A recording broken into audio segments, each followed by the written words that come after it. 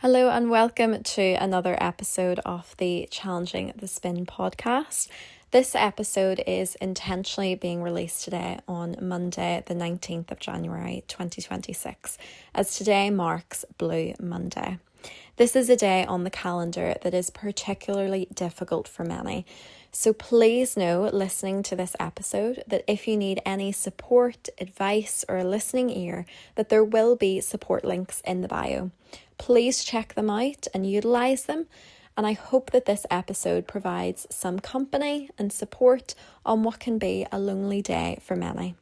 So today's episode, to mark Blue Monday, features Siobhan O'Neill and is the final episode in our short series of conversations that I recorded way back in 2024 that is now being featured and released to celebrate the beginning of 2026. Siobhan is the mental health champion for Northern Ireland, and in this conversation we explore the powerful connection between wellbeing, movement, exercise, and highlighting how pole dance can support our mental health and wellbeing. I hope that this episode emphasises to you the importance of caring for your own mental wellbeing, as it's just as important as looking after your own physical health too. So on this Blue Monday, join me in conversation with mental health champion Siobhan O'Neill, and the Challenging the Spin podcast wants you to know and remember that support is always available and you're not alone.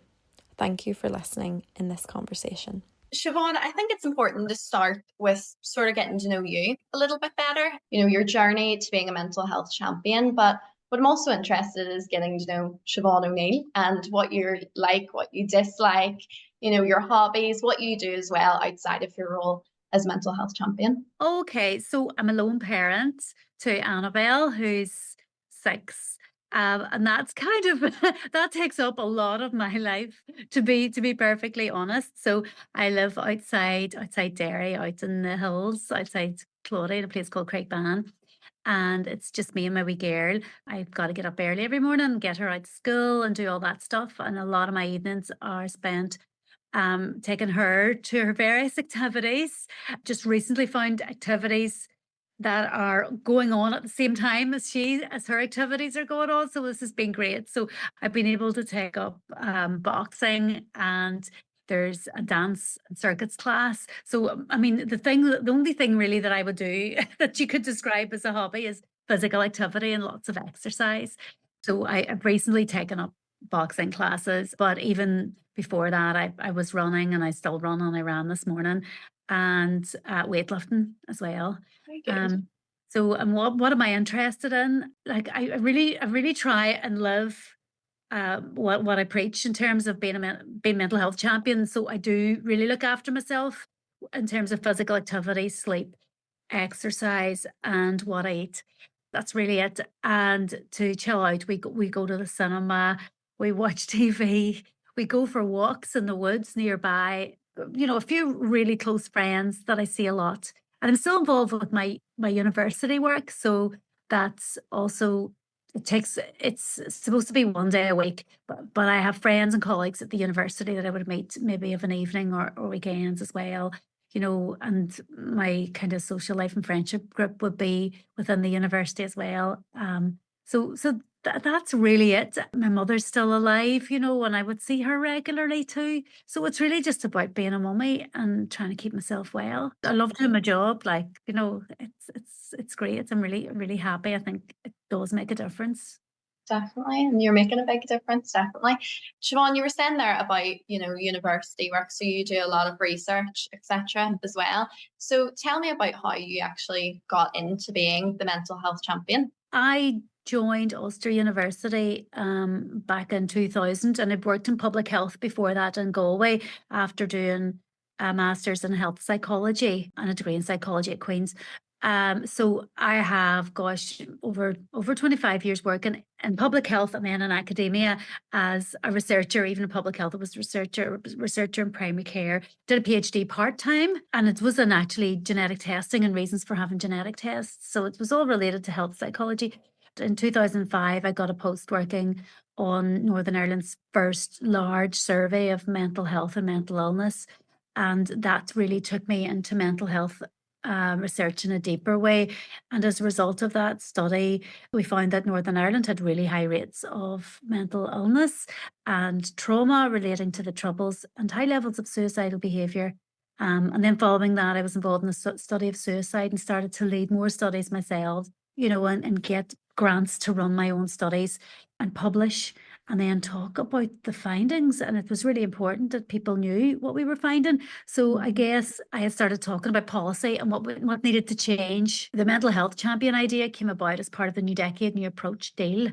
And that peace agreement, I guess, that brought the parties back last time, just before the pandemic. There was a plan for mental health. That was one of the agreements that this would be brought forward in the executive. And in that plan was the idea of a mental health champion to help with a mental health strategy to change the services and to improve everyone's mental health. I was asked to do that and I couldn't resist it. I couldn't say no. It was something, to me, it was a great opportunity to start to be involved in making the changes that I know were needed. But I knew very little about policy, about government. I mean, I was always interested in politics, but how government worked and policy work was a bit sort of new to me. So I had a lot to learn there in that first year. And then I applied for it and I got it. And we had the strategy developed at that stage and a plan for mental health in schools and the education system. Even before that, one of my projects was finding out what's happening in schools in terms of mental health, surveying schools. Like Steve Jobs, I think, talks about the dots don't join up. At the start, you're just doing all the stuff, and then eventually they do join up. And this was the joining up of all the dots, all the things that I was involved with and interested in over the years. Politics, Northern Ireland society, peace building, trauma, all kind of came together in this opportunity for me. It's intense now and it's stressful. Let there be no doubt. I have compared to the university life, which was much more flexible, this is highly structured, so that's kind of challenging. And if you think then of my home life with my wee girl, my mother who's there, my sister, my family, and all the things I need to be dealing with, so there's a lot going on. Very busy. I think what's really good is you're talking there about you've got university experience. Your academia is really important to you as well, and your research. So could you tell us then, you were saying there about the findings, what are the findings that you've discovered in Northern Ireland that might shock some people too, and what the current situation is that we're looking at for mental health in Northern Ireland? So back when I was doing my research, our rates of poor mental health or mental illness, and we measured mental illness using psychiatric criteria, the rates were 25% higher than the other parts of the UK and Ireland as well. When you looked at those comparisons, even other parts of the world. And back in 2005, we still do actually. Of all those studies, we had the highest rates of post-traumatic stress disorder of any of those World Mental Health surveys for one region, really high. Even compared with countries like Lebanon, South Africa. There's reasons for that. Big countries have pockets of conflict, whereas we're sort of one region with a lot. Nearly 40% of the population had a mental illness, a diagnosable mental illness, very high. A lot of it was mild mental illness, so we have to say that as well. High rates of suicide, we were the highest in the UK for a long time there when I was doing my research. Sadly, right now, the other UK regions have caught up with us. And the latest statistics show that 1 in 5 people here have a probable mental illness. They would meet the general health questionnaire. So it's not as good, it's not as detailed as a measure as the one that we use, but it still really gives you a really good sense of what's going on. But so 1 in 5, but where that person has a mental health problem, it's more complicated because of the divisions in our society and the role of trauma and transgenerational trauma there too. The 1 in 5 children live in poverty in Northern Ireland. That's worse than other places. 1 in 4 people at the minute are on a health waiting list in Northern Ireland. It's shocking. We are worse in almost every metric of health than everywhere else. But our broad figure of 1 in 5 is the same as other places because in the Western world, it's just got so much worse recently in the last 10 years. 1 in 8 children, stroke young people. But even then, when you look at that group, 16-year-old girls, it's way over 40% would have clinical levels of anxiety. And it really worries me. It's it's going to be a problem for the economy, to be honest, and young people leaving Northern Ireland as well. We have a lot of problems here relating to mental health. The conflict was part of it, and there's things that we should be doing right now that we're not doing. And that's mental health champion, you know, when I need to be saying that, and we need better services too. We still spend less as a proportion of our whole budget. We spend less on child and adolescent mental health services than anywhere else. It's around 7.5%. It should be 10% of the whole budget, but the whole budget itself is lower than it should be. You know, a lot of problems, an awful lot of resilience as well, and really strong, powerful people here who are working to build peace and change things. And that's the bit that we harness for good. You were saying there about, you know, where we stand compared to other parts of the world and other countries, etc. And unfortunately, some parts of our statistics aren't great compared to other countries. Is there, you know, different parts of the world that you look at what they're doing in terms of mental health and you think are working successfully in that country and that could maybe be worked successfully in Northern Ireland? Yes, absolutely. We don't even have to look too far. I mean, Scotland are now developing the self-harm prevention strategy, which is really groundbreaking, the first in the world to actually look at self-harm as an issue that you can tackle at a strategic level. You know, so in Northern Ireland, the stats are really quite shocking. 1 in 10 young people have engaged in self-harm. And by the time they get to university, that's 1 in 5. There's studies of university populations are quite easy to study, so you'll get a lot of studies there. And arguably that's a privileged group too, because they're at they're at college. They've made it that far, and yet 1 in 5 have self-harmed. It's a way of coping with stress and pressure. So when you look at other things they're doing in Scotland, they have a national trauma training program. Workers across the population and all of those statutory services are trained trauma-informed approach, which means that we recognise the causes of trauma and what trauma looks like, and the triggers that people will have, and the pathways then to recovery from trauma. We also recognise the difference between stress and trauma. That's really important too. You know, we're not all saying that everybody's traumatized, but what we are saying is that there's a lot of trauma out there, and we can create a trauma-informed society that is a more humane society and supports people towards recovery. And remember, when it comes to mental illness, trauma and childhood adversities are the things that lead to mental illness. What happens, children, the first 3+ years of life, the relationships are what heals us. And that's a trauma-informed approach. And we could be doing something like that, where we really scaled up our trauma training in ACEs, or childhood adversities. There's those specific policies in Scotland which really make a difference.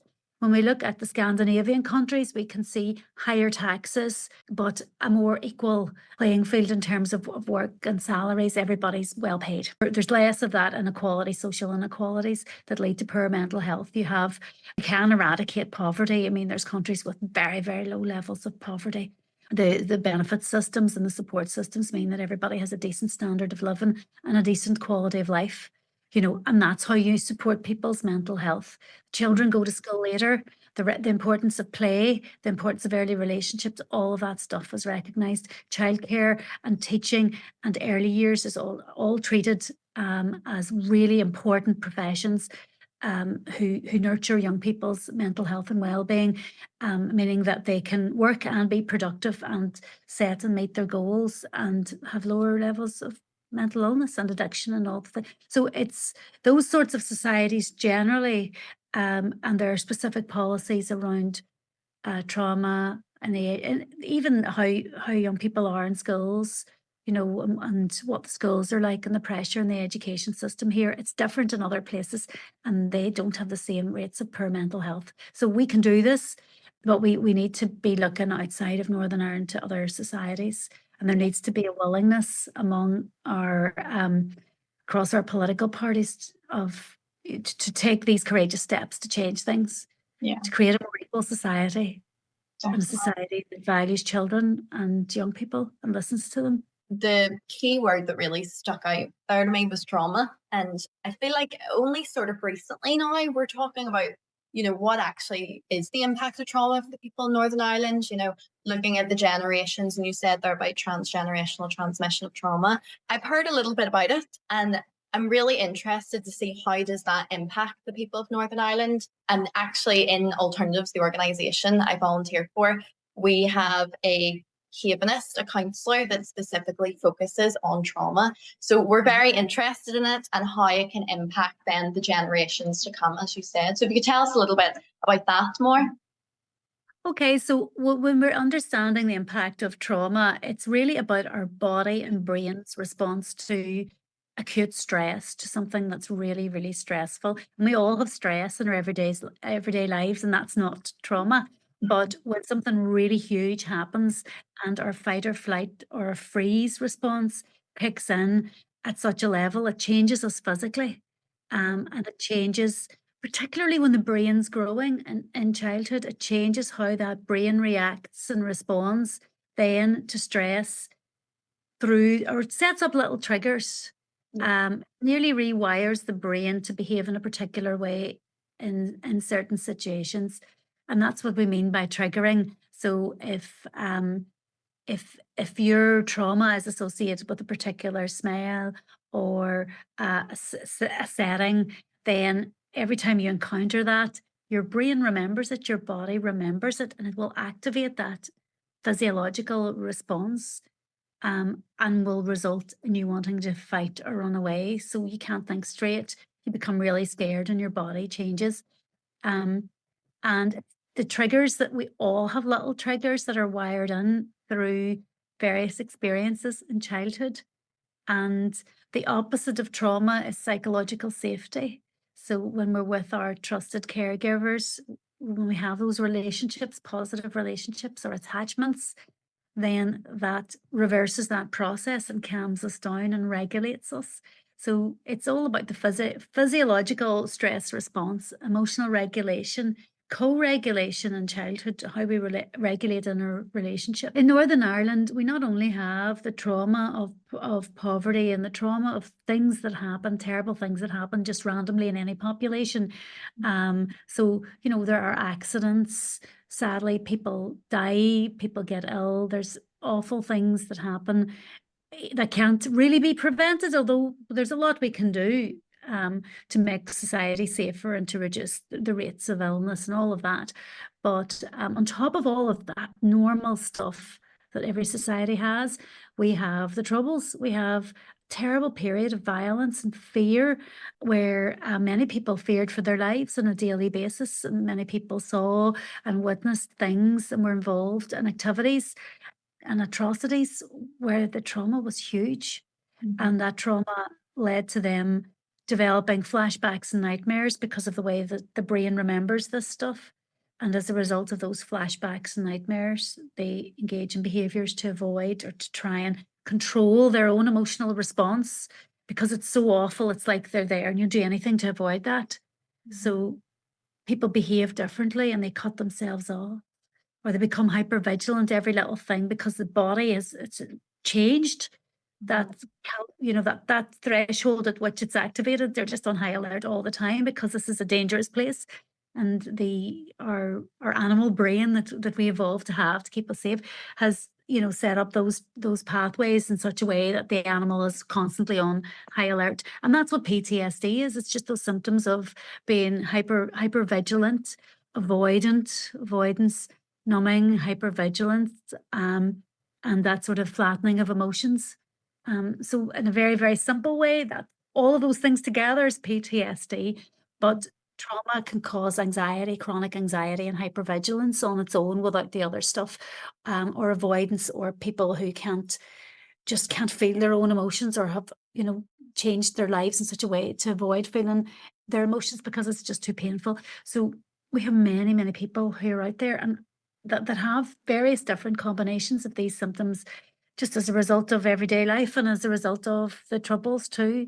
And there are communities where there's still a sense of that they're not safe, that there's a sense of threat, and that's really scary.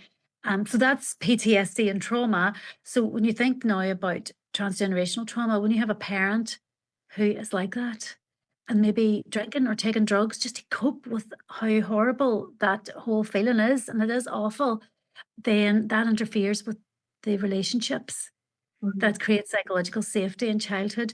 And it can mean, in some cases, that parents aren't able to meet the needs of their children, detach in such a way that they don't have that strong emotional connection with their children that we need for good well-being, and the children miss out. And the children then themselves can model the parents' hypervigilance, and become hypervigilant and on high alert themselves. And especially if a parent is drinking or taking drugs, or they don't get help for all of that, it can just create an adversity. So we're back to childhood adversities, or ACEs. So the main mechanism basically is that stuff of where a parent's limitations mean that the child has adversities that increase their risk of mental illness. There's other mechanisms that are biological. The cortisol response affects the developing brain and in utero and in the womb. So that's another way it changes. It's almost like the parent's body is preparing the child to live in a world where they need to be in high alert. So they need to be able to run away to survive and fight. So the child's neurology is tweaked in such a way that they're more reactive. But what we're talking about here is not a gene, it's changes to genes and how the genes are expressed. And these are reversible. It's chemical changes, methylation, changes to the surface of the genes, and that can be reversed. And this process happens all the way through childhood. So even if the parent has had a trauma, there's so much you can do to mitigate the effects of that trauma on the child's brain, and even having the awareness that might be us, that helps us understand how we behave, and we can start to control that and manage it. It's so empowering. We can start to manage that and recognize our own hypervigilance, if that's what it is, and start to rewire our own brains. And especially in childhood, we can do this, and it works, and it's really powerful. So there's the cortisol in utero. There's also changes that even at a cellular level. So when the eggs on the sperm that create the child are growing, the parents' exposures can impact the cells and at that level too. Again, it's tiny changes that that can be reversed, and we're all different. We think of all the total of all our experiences shaping how our brains develop. This is one small part of that. There's so much hope that we can change this, and we can alter it, especially if we're aware of it. Really interesting studies in mice actually that show that where you have a mummy mice and you condition mummy mice to be scared of a particular smell. It's the smell of cherry blossom. It's quite a famous study where the mum gets an electric shock whilst the wee mice are developing. And I think even before mum becomes pregnant, so the mum is conditioned to have a fear of cherry blossom because they're shocked every time the smell becomes associated with the shock. The wee babies also have that, even though they've never experienced that. They also have that fear. It could be modeling the parents' revulsion as well. So there's lots, but when you look at the animal models, and it's very cruel. I'm not advocating this sort of research, but it is really interesting to see how it can be replicated. But there's so much we can do, especially at an early stage, to address this. And the story about transgenerational trauma is a story about resilience too, because remember, when the mouse is scared of the cherry blossom, that's a pretty good idea, because running away from that means that they're not, they're going to be protected and safer. So as society and as individuals, some of those trauma triggers might actually be helpful and might help us build peace in a way, or make us more alert to the signs of adversity, trauma, and make us want to work to reduce that, or more tuned into it. So there are positive benefits as well to being sensitive. I wouldn't want to take away that sensitivity from people either. So we try and channel that in a positive way. We all know people who are really, really sensitive. Those are the people who make the changes and help society move on. So so those are my thoughts about transgenerational trauma. But I suppose the main point is that parental relationships in the first few years, that's what we need to be looking at. And be treating trauma, obviously, and giving people the treatments that will help. But helping with those relationships will make a big difference too.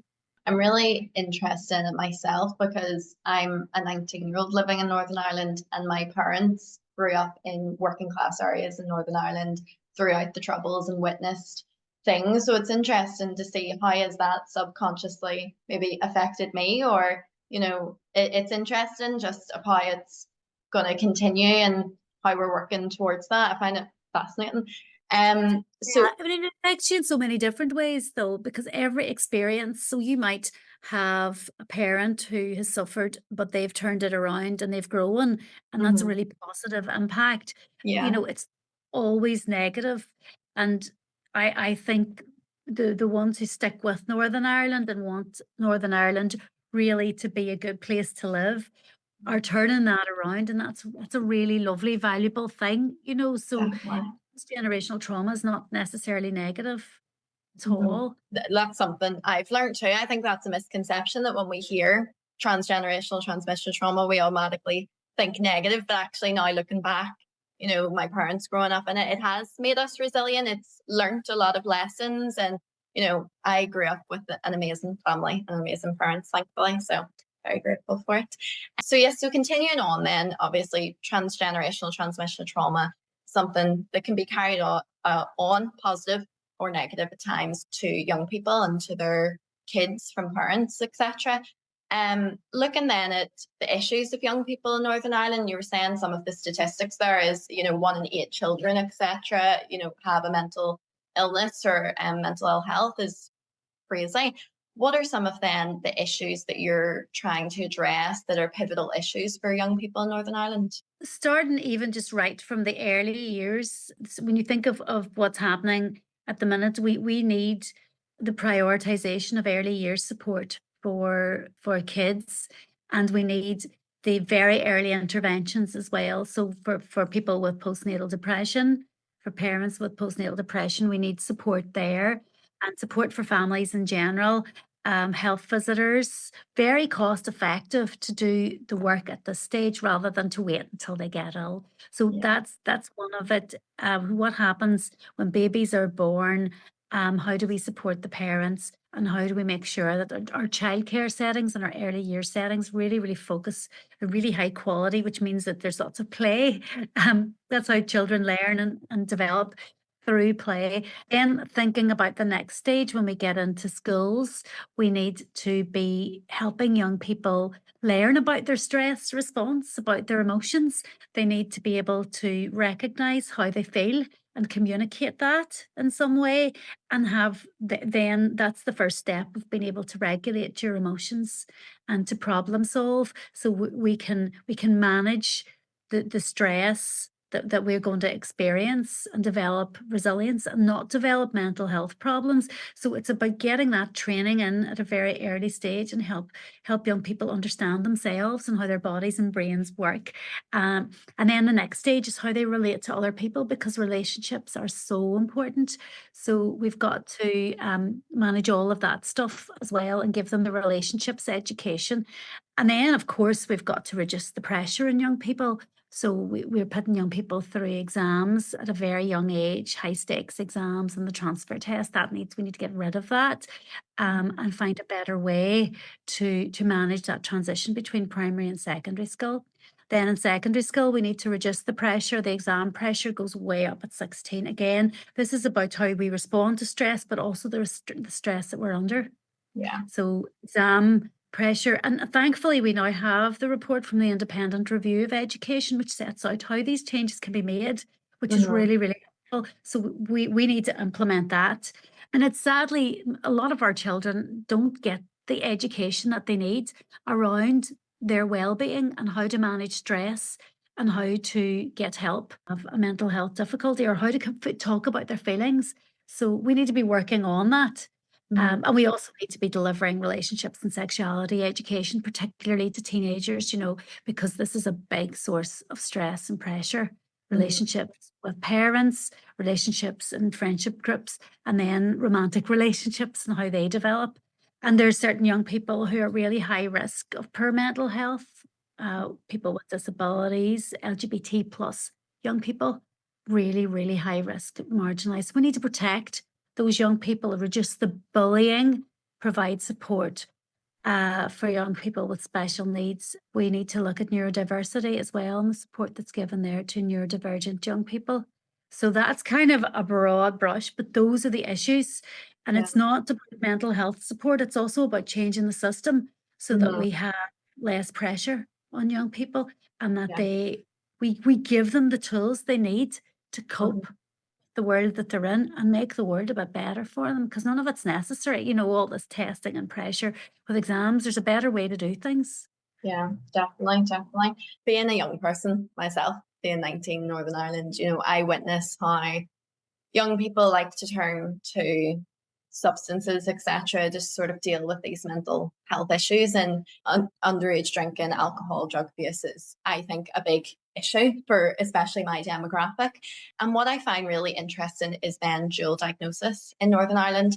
And I'm really, really interested to learn the relationship about dual diagnosis in Northern Ireland, about, I think, and what I see as well in alternatives, because we get a lot of people suffering from substance abuse and also a mental health illness, is there is struggle there to get the services, you know, if they're also under a substance abuse addiction and getting mental health. So could you talk to us a little bit about what the relationship is with dual diagnosis in Northern Ireland? Being a teenager is a time when we engage in risky activities and we experiment and we push the boundaries, and that's completely normal and natural.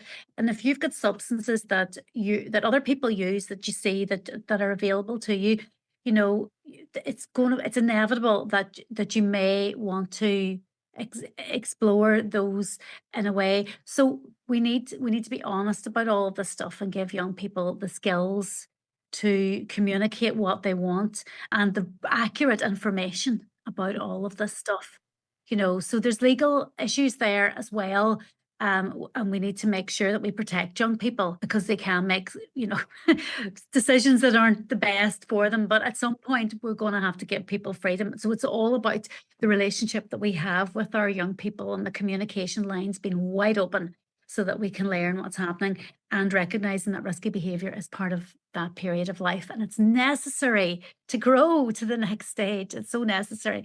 Right. But the problem is we are a society that uses alcohol, and it's widely available, and it's a really dangerous substance. So that's the most dangerous substance that our young people will be exposed to, alcohol, and arguably stuff on social media that's harmful as well. So what happens is you use a substance and you experiment and you get it, you know, whatever happens. But let's say you have anxiety, or you've had a trauma exposure, or you have a mental health difficulty and you use a substance. What happens there is you might get some relief that actually runs that bit deeper, which means that you're more likely to return to that substance than someone who hasn't got the physical effects of trauma. Trauma leads to addiction, and it's not the person's fault. They will latch on to that because the body goes, hey, I found something here that works. And it does work, and it works fast, and it's easy, except there are side effects and consequences, legal consequences, physical consequences. And we, you know, people do things and they end up getting into behavior patterns that are really negative. But most people who try these substances are okay. It's important to say that, and it's a normal part of life. But it's the trauma that leads to the reliance, and then we have a problem. So in order to treat the addiction or the problematic use of whatever it is, it could be anything, you know, but alcohol and drugs are the thing we're often most worried about. In order to treat that, you really need to look at the trauma, because that's what's underlying it. Now, addiction services are really good, because what they do is they start to look at the physical effects, and also the underlying thing that's led to the physical effects.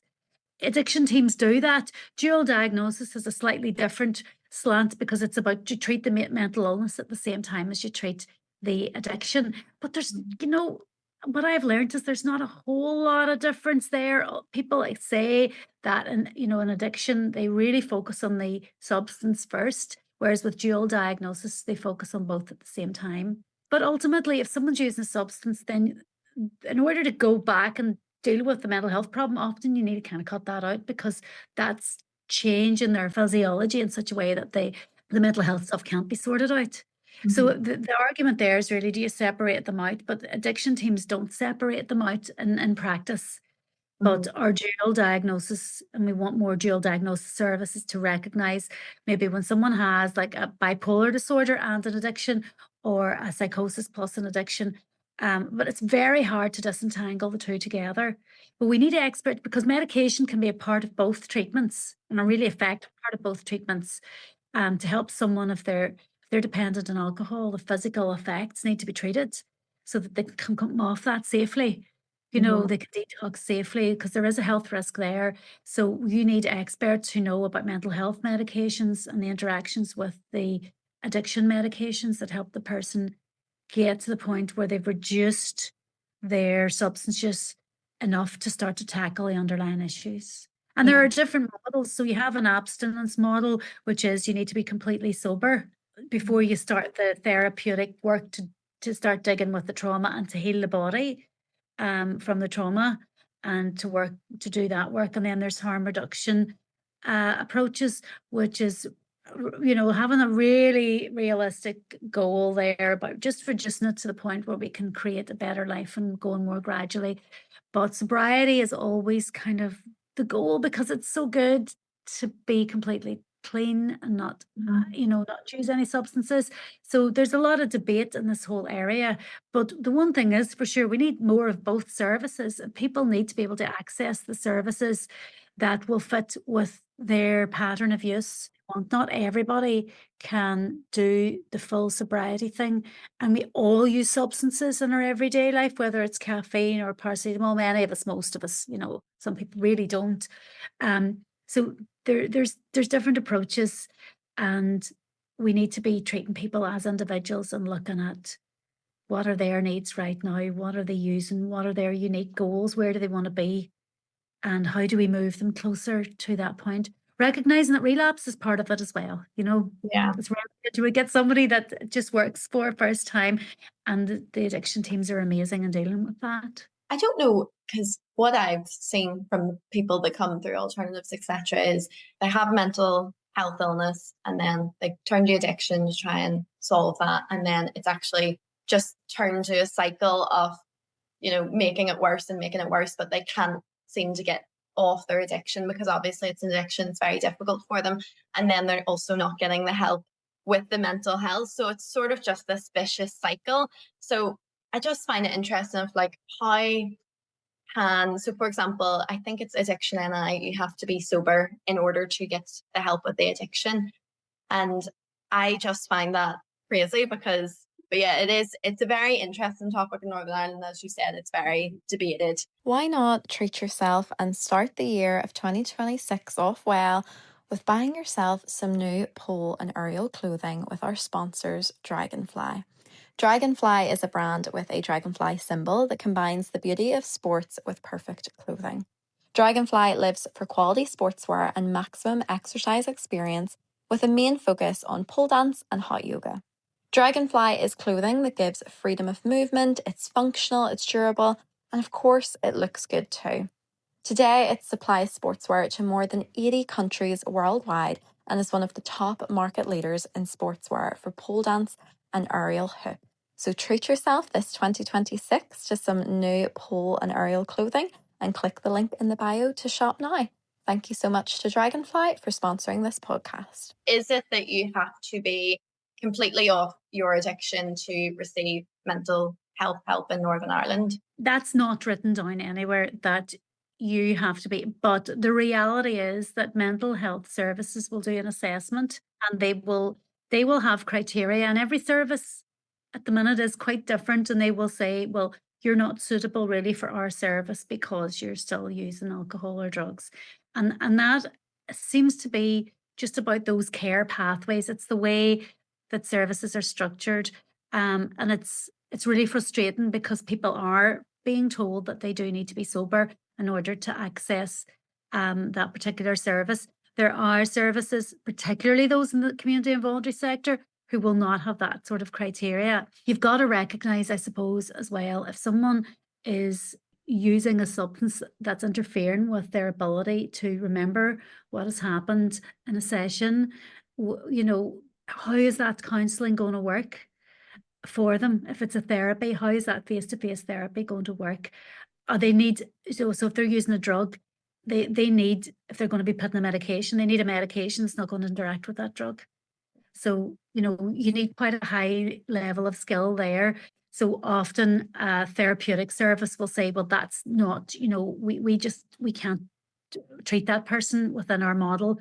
And we need to dedicate our resources to the people that we can treat. Yes, it's these silos, these little boxes that people have to fit into, and it's a nightmare, and it's not the way we want a mental health service to run. So mental health strategies and the mental health plan for a regional mental health services, it's called from silos to systems. So rather than the boxes, that we have a whole system that works for people, and we get, when somebody presents asking for help, we get them to the right help rather than keep closing doors in their faces.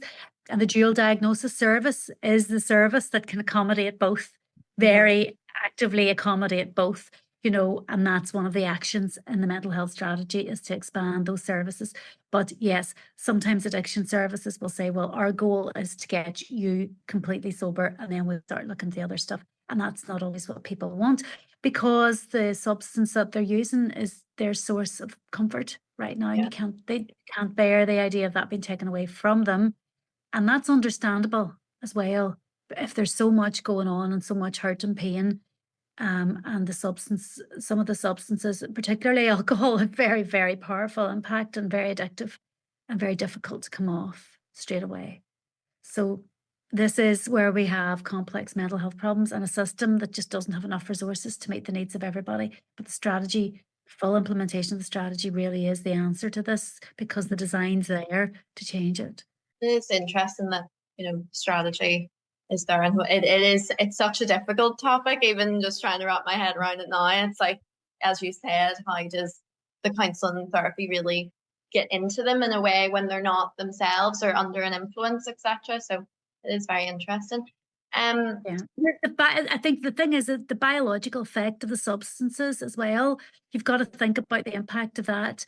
And even the therapies that you're using, are they going to work if that substance is there? And often there's the effects of the substance on the person's mental health. So alcohol causes anxiety, causes depression. So that's a contributor. So it's very difficult to start having counselling or anything to disentangle underlying factors when we have that big biological factor that's feeding into that person's mental health. But what we need is that tailored one-to-one support to help the person through the substance and get them the other help that they need, and to work with them through that whole process. But we just don't have the resources to give everybody that sort of support. It's so wrong. It's so wrong. And the harm then that causes to the next generation when that's not done properly is immense. And so that's one of the strategies then that we're looking towards for the future, and how do we sort of balance that issue? What then are your other sort of future strategies or goals or priorities for Northern Ireland? So there's the mental health strategy is 35 actions to transform mental health services, to create a functioning mental health service that meets the needs of the whole population. So we are on year 3 of that grand plan, and the plan, so some of those actions require actually a lot of work and a lot of plans inside a plan. So there's a whole section on early intervention and prevention, and we now have a plan for early intervention and prevention. So lots of people coming together to design and to look at what our services need to look like, and to actually put services in place. So perinatal mental health services are now operating in all the trusts. So these are specialist services for women who've had babies who have very serious mental illness. And that wasn't available before. So it was just general mental health teams who didn't have the type of training that you'd need. And you can see there the benefits of that kind of service for the whole family, for that, you know, it's so powerful. We still need our mother and baby unit, which is the inpatient side of it. So that hasn't even really been achieved. But we're getting there, but we do need money. We needed the executive in place so that we could get money from somewhere else, because health is like this bottomless pit. It needs so much money. So my goal is to make sure that everyone is aware that we have this plan for mental health, and we know how much it's going to cost, and we need the money for it. We don't have the transformation plans that will prevent the illnesses. In other parts of health, we do have a really good cancer one. We have some really excellent ones, but this one is, it's going to be so important. And we know what money we need, so we need to fund it.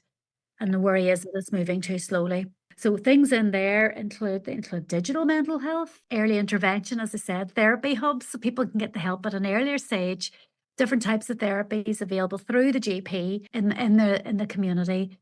So what else is there? Personality disorder services, eating disorder services. The stuff is very patchy at the minute. Even services for people who are neurodivergent, ADD, ADHD, those sorts of issues are addressed within that broad strategy. There's a student mental health service in there. It's excellent. That's running in the Belfast Trust. We need to expand that so students can get help, because they've only got 3 years to do their course, and they're getting into debt, and there's all sorts of issues there. So we need to look at which groups kind of can we get and really make the most changes. So the early years, the students, and then crisis services. This is one I'm so passionate about. We need that. We have a lovely plan for a regional crisis service, that there is no wrong door. Community and voluntary sector are in there providing services, but continuous services straight away after the crisis point. So all of that's just sitting there, and progress, it's happening, but it's slow because of the money. One of the big issues that we have, Faith, is the workforce, the mental health workforce. We don't have enough people. So we have now a workforce plan. We've scoped out what's needed for statutory, which is the NHS services. We need to do the same for the C&V sector. But we have that workforce plan, but we need to put money into training more psychiatrists, psychologists, counsellors, social workers, all of those groups. Yeah, and actually, just my own experience talking about that, saying about the workforce, I recently went through a legal case after an accident I was in, and the wait time to see the child psychiatrist at the time was crazy because there was only one, unfortunately, and it was a long process. So yes, so definitely I can see the workforce, etc., as a goal. We're talking there a lot about priorities, goals, what we're working towards, but I also want to highlight the positives of, you've done amazing things in your role as mental health champion too, and some great milestones and achievements that you've accomplished. What has been some of your highlights? Oh my goodness. Well, so first of all, I might have the title of mental health champion, but there's so much, there's a whole system there that's doing the work. I'm kind of the face of it, but I can't take the credit for the changes, honestly. I can try and bring people together and shift the conversation and try and get everybody on the same page about the strategy. And that's what I do. And my voice is in there, thinking all the time, what are the children and young people saying? What about people with serious mental illness? What would they think of this? How are they represented? So always trying to do that voice of the voiceless stuff. But the work, the hard work, the sitting around the table, designing, debating, discussing, bringing people on board, the heavy lifting's not done by me, even though I feel like I'm doing a lot, but I'm not going to take the credit for all of that. But there have been achievements that we have delivered collectively that I would feel very proud of. And the strategy is definitely one of them, without a doubt. To do that in 1 year while we had no government. Well, we had a government, and then the minister signed it off and the government fell. So to have all of that there has been such an achievement. And I'm so proud of the work in there, like the regional mental health service work, the regional outcomes framework, the regional crisis intervention service. When you look at what they've got down on paper for these services, it's incredible. And these are groups, including people with lived experience, who put the work in. So we're obliged now to fund this stuff. It would be a terrible slap in the face for the people who've done all this work if it wasn't funded or left sitting, and it is being funded to an extent, though, but we need more. So I'm not saying nothing's happening. So these are great things. The framework for schools is another one that's just fantastic. When you look at the whole school approach, early intervention services right in there, stuff that really works, targeting vulnerable young people, helping them turn things around, giving them skills, techniques, giving them what they need to cope, and helping them through. And that's great. And then getting them the emotional wellbeing teams in schools, helping schools develop the approach that's needed to support everybody's well-being, And the stuff that's coming out of there is, it's so great. There's so many community voluntary sector projects as well, working with rural people, marginalized people. I'm proud of the fact that LGBT people are involved. They're in there, all at the table. We have neurodivergent groups represented in a way it's never been before, so we need to keep all that going, and but ultimately the education system needs that independent review to be implemented, so we get a single system, so we can ensure that schools do this and make sure that all schools are doing all of this mental health work, and not just the ones who are reaching out and asking for it. So there's fundamental changes that only ministers can make. They have to decide to fund these things. They have to decide that this is going to be their priority and not something else, So there are amazing achievements, but also challenges. And the people in power really have a lot of power.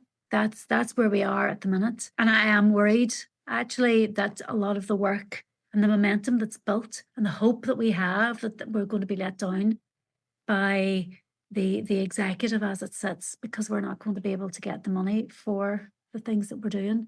Even when we make the economic argument, moral argument should be strong enough. But, so that's where we are, but there's been so much and continuing to do so much great work. I was at a conference yesterday where I heard about the work that Bernardo's are doing, for example, with babies and parents who are vulnerable, like the Sure Start work. As well, the work with people in prison, that's really important too, and the police are really looking at how they do this stuff as well. So I think everybody gets the message, but then it's getting it to the next level, and that's the hard bit. Well, I'll just finish my last few questions, just two here. Okay. So we said there about obviously talk therapy, actually not always the answer for some people, and there's alternative therapies, etc. And even just general lifestyle changes and etc. that may benefit people. What are some of the small strategies that you like to use to benefit your mental health? You talked there about you're involved a lot in exercise and you love doing that. And what are some of the, even just like one of my daily routines is wake up, drink a glass of water and eat a banana, and that sets me right for my day. So is there anything that you like to use? Oh, it's a good one. So waking up, I tend to I drink a protein smoothie with green powder, right? So I like to think that I get all my vitamins there, and I don't know, just getting enough protein and managing the sugar stuff has been a game changer for me in terms of my energy levels and sleep, and getting that right first thing in the morning. And if it's not that, sometimes on weekends, but I would make pancakes for the child, but it would always be like Greek yogurt and protein and seeds and nuts and all that stuff, right? So I'm not saying everybody, that's not going to work for everybody, but that's really important for me. Exercise, yes. Also recognizing when exercise is not the right thing to do and when you're overdoing it and doing too much, and looking at the allostatic load generally. So stress at work, and then recognizing that exercise can be a form of stress too. Cortisol is not necessarily good, so you're wanting to manage that. And so that's super self-awareness of, actually today is the day I need to walk, or I don't need to do anything. I need to sleep. I need to go to bed early. Going to bed early it's another one that I'm a big fan of, is just go up the stairs, just go to bed, leave the dishes, leave everything. Just recognize when your body's tired, and when you're ready to sleep, sleep. And if you're not ready to sleep, you'd stay up. But I do the physiological side, the breathing in a wee bit more, so as much into the tummy, not into the chest, not chest breathing, all this stuff, into the tummy, right out, fill it up, another wee sharp intake, hold it, and then breathing out for longer. And do that. And often, but the second one, you've forgotten the thing that caused you to do it in the first place. Sometimes I know I'm responding in a way, I need to breathe. I need to do my breathing now. This is a panic thing coming. It's not a panic. I don't have panic attacks, but it's just, I'm super nervous. So I need to do this. And then it really works. So look up physiological side. There's loads of different box breathing, all of that, finger breathing. You teach it to kids. It's about controlling your breath to reset that stress response. And I would use that. I meditate, and that I think helps me identify the times when I need to do the physiological sigh and when the allostatic load stuff is too much. So the meditation helps you with the self-awareness. Yeah. I need to practice it. And I do, although I don't be doing it every day now, a couple of times a week, last thing at night, first thing in the morning. So what else did I read? I have a book that I'm reading and it's really hard, and I force myself to put the phone down and read 6 pages, which is not a lot, but you get through books that way, and you learn and you grow as a person when you read. So I try to read, again, 6 pages is not a lot, but I think if I start with 6 pages, and then but before I know it, I'm into the book and I want to read more than that. And I play with my kids, which is so important. Play is really important. So try and be the child and try and see the world from a child's, and that helps too. Yeah. But so I'm not like exercise is the main one, but knowing when it's not to exercise and self-awareness, managing the self-talk. When people think of, help for their mental health, I think of, okay, I have to go to therapy, I have to go to counseling, I have to do these big, big changes in my life. But actually, it's starting with the smaller steps, such as, playing with your kid and, reading that book. Or, for me, it's havening, which is just sort of rubbing your hands and your face and your hand. And that's something as well when I'm nervous, you're saying about breathing. I like to sort of under the desk, just sort of rub my hands a little bit, and it just calms me. So it's good to, tell people that be self-aware and also recognize that, you don't have to exercise, that might be a stress for you. Often whenever people are going to therapy, that's the sort of thing that they learn about techniques that work for them. Yeah. There is usually not going to be the level of exploration of the thing that's caused the depression, anxiety. You can't think yourself out of that. Yeah. So you can talk about it to an extent and understand the impact that it's had on you and try and understand it maybe in a different way. But there's only so much of that you can do because you ultimately can't change it, but you can change your response. And therapy, a lot of it is about changing your response to it. Yeah. But psychodynamic psychotherapy goes in a bit deeper, and trauma therapy will rework and rewire the trauma memory in your brain, and that's different. But understanding how the things that have happened to us impact our behavior, that's all really it is. And then giving us control over it and techniques, hard work, like it really is. We don't need the therapy. If we have a good friend, it depends what it is, but you don't always need that. If you can try this stuff, and sometimes it really just keeps you well. My final question, Siobhan, for this podcast is challenging the spin. This podcast is all about addressing misconceptions and negative perceptions of certain topics and assumptions. One of the assumptions that I've learned about for mental health, and one of the biggest misconceptions, is about transgenerational transmission trauma. There, you said it could actually be a positive, which is something I've learned from this conversation. Is there any other big misconceptions you think are out there in terms of mental health? That we need to talk about our mental health. That is a misconception. Some people do, actually, and it would be helpful if they did, but we need to talk about our feelings. We need to have people that we can connect with. We need to know how we feel, and we need to be able to address those feelings in some way, and talking about our feelings is really important. I think the message that we should all be talking about our mental health, and it's never that it's never the message, but that we should do that, I think can be unhelpful and lead people to misdiagnose themselves or start to think, my goodness, I have a mental health problem, when it's actually stress. And that's disempowering, because then it's like I need therapy rather than I need to do these things to keep myself well, So the message that we all need to talk about our mental health, it just needs to be a bit more sophisticated now, I think. We need to be able to manage our stress and know when we're stressed, and we need to be able to talk about how we feel. And if we have a mental illness, we need to talk about it. And if we know somebody who's got an eating disorder or self-harm, we need to sort that out. That's really, and you need help with that. But a lot of the feelings that we have that we misinterpret as mental illness, and we don't know, like, I'm thinking of my own experience. I had an acute stress response when my marriage ended, And I thought I was going mad. I thought I was really, really mentally ill and I couldn't cope with this. And the therapy that I had at that stage it was really about helping me understand that this was normal actually, and that I could, and giving me some techniques to work to help myself through that.